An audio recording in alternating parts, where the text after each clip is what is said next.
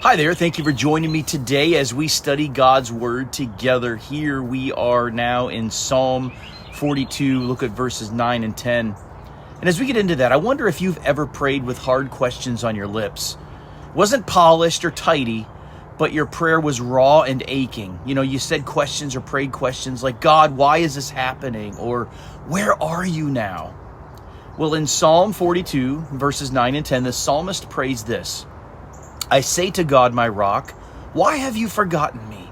Why must I go about mourning, oppressed by the enemy? My bones suffer mortal agony as my foes taunt me, saying to me all day long, where is your God? Notice the tension here. The psalmist calls God my rock, a title of strength and stability. Yet in the same breath, he also asks, why have you forsaken me? This is the paradox of faith that we face when we are in the valley of hardship and pain and loneliness or suffering. Trust and doubt spoken together.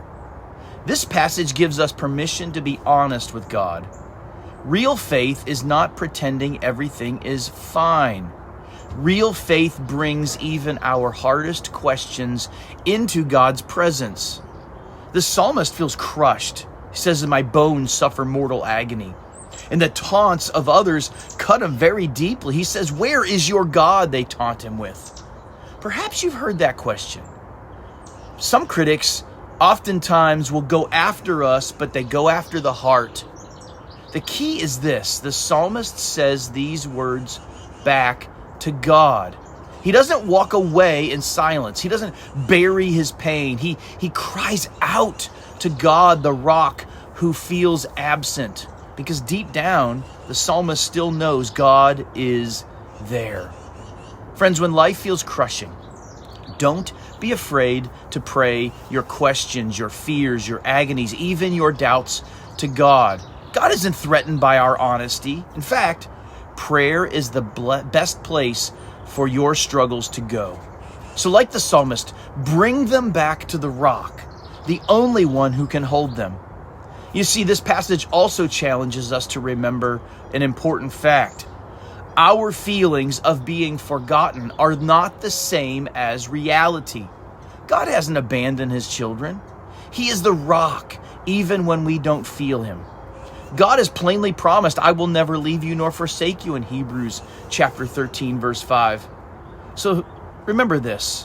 When the question arises, where is your God? Answer it with truth. He is still my rock. He has not changed. And though I may not see his hand right now, I will trust his heart. Though the pain I endure is real, his presence is even more real. Friends, we can trust him even and especially in our pain. I'll see you next time.